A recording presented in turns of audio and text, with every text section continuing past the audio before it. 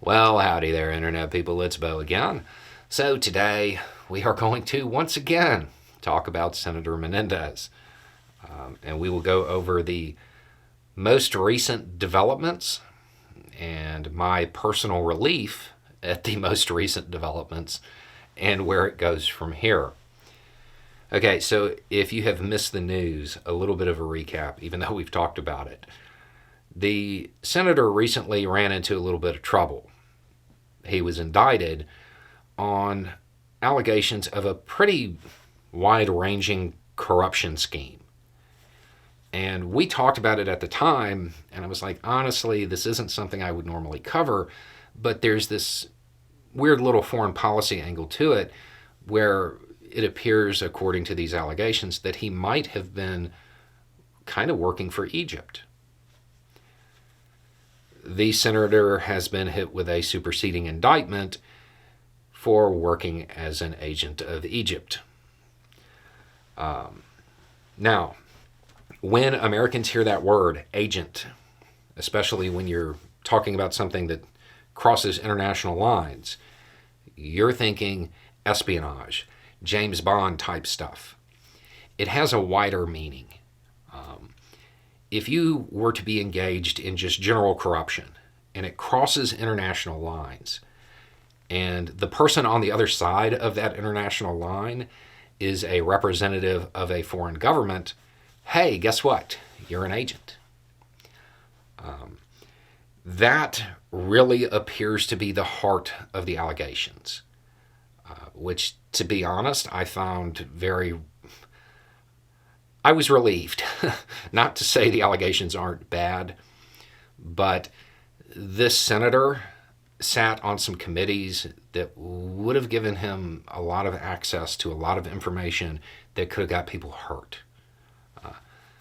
That's not really part of the allegations. It really looks more like what you would see as business corruption for the most part.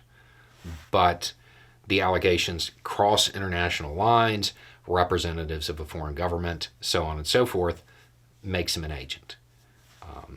So not to downplay the charges, they're pretty serious. It's just not as damaging to the United States as I thought it might end up being, which is good news. As far as the strength of it, going off the indictment, nothing's changed. It appears to be stronger than the Trump DC case, but not as strong as the Trump documents case. That's where it's at. The Democratic Party has called for him to resign. At this point, he's resigned from committees, but hasn't resigned from Congress yet, hasn't resigned from the Senate, which is keeping in line with the new tradition that exists up there. The calls for him to resign have kind of intensified a little bit. I don't know how hard the Democratic Party is going to push for it, for the same reason Republicans haven't pushed too hard to get rid of Santos. The narrow majorities.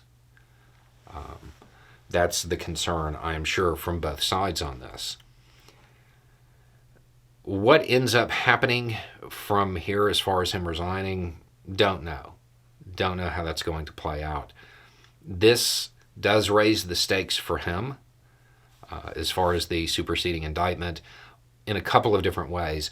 One, obviously, it's another charge. But more importantly, it shows that the federal government is not exactly done investigating or anything like that. So we'll have to wait and see. But at time of filming, it doesn't look like it was a situation where information was getting passed that was incredibly damaging to the United States, which was why I was interested in this case. Doesn't look like that's happened. It looks like the allegations center on general corruption and Egypt benefited.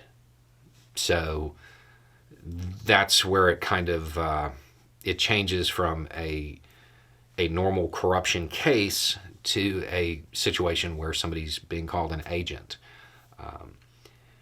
There appear to be allegations of him using his office to influence government policy, which, as we have talked about before, agent of influence type stuff. We'll have to wait and see what other evidence comes up, because I still don't think this is over. Anyway, it's just a thought. Y'all have a good day.